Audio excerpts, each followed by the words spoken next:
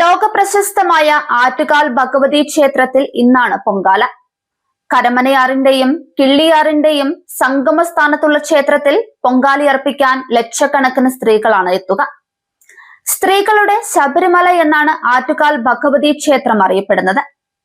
തിരുവനന്തപുരം നഗരത്തിൽ നിന്ന് 2 കിലോമീറ്റർ മാത്രം അകലെയായാണ് ക്ഷേത്രമുള്ളത്. ക്ഷേത്രത്തിലെ പ്രധാന ഉത്സവമായ ആറ്റുകാൽ പൊങ്കാല ദിനത്തിൽ തലസ്ഥാന നഗരം മുഴുവൻ ഭക്തിസാന്ദ്രമാകും. കേരളത്തിനകത്തു നിന്നും വിദേശ രാജ്യങ്ങളിൽ നിന്നും എത്തുന്ന സ്ത്രീ ഭക്തർ പൊങ്കാലയർപ്പിച്ച് ദേവിയെ തൊഴും. ആദിപരാശക്തിയുടെ മാതൃഭാവമായ ശ്രീഭദ്രകാളിയാണ് ആറ്റുകാലമ്മ. കണ്ണകി, അന്നപൂർണേശ്വരി തുടങ്ങിയ ഭാവങ്ങളിലൂടെയും ദേവിയെ സങ്കല്പിക്കുന്നുണ്ട്. ചതുർബാഹുവായ ഭദ്രകാളിയായി ദാരികാവധത്തിന് ശേഷം വേതാളപ്പുറത്തിരിക്കുന്ന രൂപത്തിലാണ് പ്രതിഷ്ഠ. വടക്കോട്ട് ദർശനമുള്ള വിഗ്രഹം തടിയിൽ തീർത്തതാണെന്നതാണ് പ്രത്യേകത.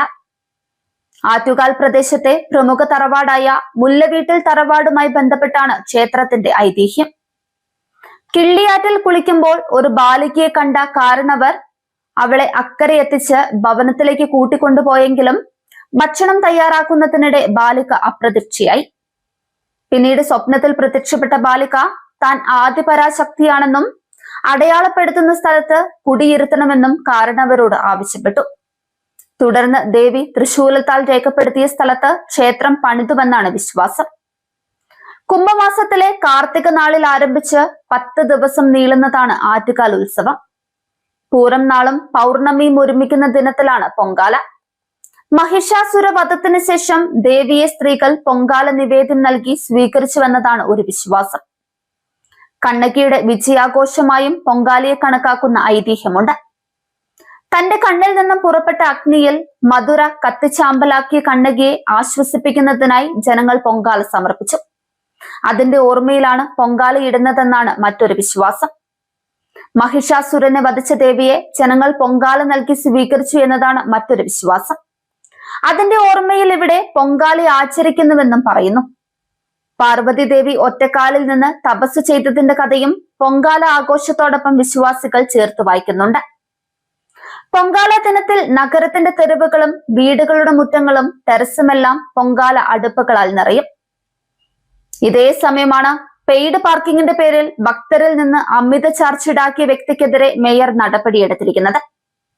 മണക്കാട് സ്വദേശിയായ ഷറഫുദ്ദീനാണ് അനധികൃത പാർക്കിംഗ് കേന്ദ്രത്തിന്റെ നടത്തിപ്പുകാരൻ. ആറ്റുകാലിന് സമീപം ഐരാണിമുട്ടത്ത് ചിറപ്പാലത്തിന് സമീപത്തെ സ്ഥലം ഇയാൾ അനധികൃത പാർക്കിംഗ് കേന്ദ്രമാക്കുകയാണ് ഉണ്ടായത്. കോർപ്പറേഷന്റെ അനുമതിയില്ലാതെയാണ് ഇയാൾ താൽക്കാലിക പാർക്കിംഗ് കേന്ദ്രം നടത്തിയത്. കൊള്ള നിരക്കാണ് ഇയാൾ വാഹന ഉടമകളിൽ നിന്ന് വാങ്ങിയത്. പാർക്കിംഗ് ഫീസായി ഒരു കാറിന് 400 രൂപയും വാനുകൾക്ക് അതിന്റെ വലുപ്പം അനുസരിച്ച് 1000 രൂപ വരെയും ഇയാൾ ഈടാക്കി. ഇയാളുടെ ചൂഷണത്തിന് ഇരയായി ചിലർ മേയറുടെ ഓഫീസിൽ വിളിച്ച് പരാതി പറഞ്ഞതോടെയാണ് അമിത നിരക്കിന് അറുതി വന്നത്.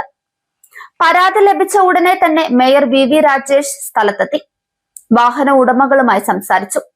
പാർക്കിംഗ് ഫീസായി അമിത തുക ഷറഫുദ്ദീൻ ഈടാക്കിയതായി അവിടെയുണ്ടായിരുന്ന നിരവധി പേർ മേയറോട് പരാതിപ്പെട്ടു.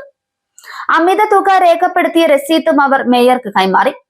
രസീതുകൾ പരിശോധിച്ച് ബോധ്യപ്പെട്ട മേയർ വി രാജേഷ് കോർപ്പറേഷന്റെ അനുമതിയില്ലാതെ പാർക്കിംഗ് കേന്ദ്രം നടത്തിയതിനും അമിത ഫീസ് ഈടാക്കിയതിനും ഇയാളിൽ നിന്നും ഫൈൻ ഈടാക്കാൻ നിർദ്ദേശിച്ചു. അമിതമായി ഈടാക്കിയ തുക ഇയാളിൽ നിന്ന് തിരിച്ചു കൊടുപ്പിക്കുകയും ചെയ്തു.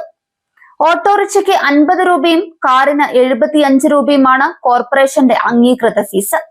ഈ തുക എഴുതിയ ബോർഡ് പ്രദർശിപ്പിക്കാൻ നിർദ്ദേശം നൽകിയാണ് മേയർ വി രാജേഷ് തിരികെ പോയത്. അനധികൃത പാർക്കിംഗ് കേന്ദ്രം നടത്തിയ ഷറഫുദ്ദീനെതിരെ ഫോർട്ട് പോലീസും കേസെടുത്തിരിക്കുകയാണ്.